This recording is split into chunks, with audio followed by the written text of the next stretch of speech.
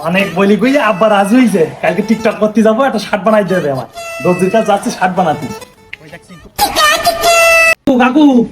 হ্যাঁ কি ভালো আছেন কাকু হ্যাঁ তুই ভালো আমার আব্বা একটা শার্ট বানাই দিতে কইছে ও আচ্ছা আচ্ছা আচ্ছা তুমি এক কাজ করো হ্যাঁ তুমি আজকে এই বিকাল 4:05 এসো 4-5 মিনিটে হ্যাঁ। তাহলে কিন্তু আমি ঠিক 4-5 মিনিটে আসবো হ্যাঁ, আমি আমি- কোনো দেরি করবো না না একবারে। আমি আমি রেডি কিন্তু কালকে ভিডিও করতে যাবো তাই নাই হ্যাঁ। আচ্ছা ঠিক আছে কাকু কাকু হ্যাঁ আমি চলে আসছি 4:05 বাজে ও। ঘড়ি দেখেন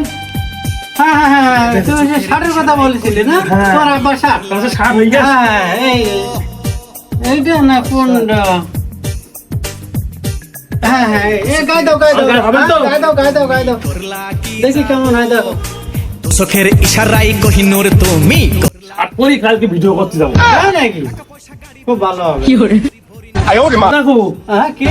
কি শার্ট কেন পাঞ্জাবি বানা মনে হচ্ছে যে কেন তুমি যা বললে তোমার আব্বার শার্ট ও কাকু আমি আব্বা শার্ট বলিনি আমি কইছি আব্বা একটা শার্ট বানাই দিতে কইছে দেখো দিন তা তো তুমি আমার ভালো করে বলোনি আর তাছাড়া তুমি টাকা তো কম দেওনি তা ঝুল ছোট নেবা কেন তা আমি তাই বলে পাঞ্জাবি পরবো ও তো বড় কিন্তু হয়। এর সাথে আমার আব্বা আমার দাদাও করতে পারবে একসাথে সবাই মিলে ঢুকতে পারবে তাহলে তো ও কিরম কথা কইতে যাও বানাইতেছে আমার। আমি যাবো কালকে ভিডিও করতে টিকটক আমার শার্ট বানাইতেছে পাঞ্জাবি কত সব আমার বইলে গেলে তোমার আব্বার শার্ট কি ছেলিবিলি আল্লাহ ভালো জানে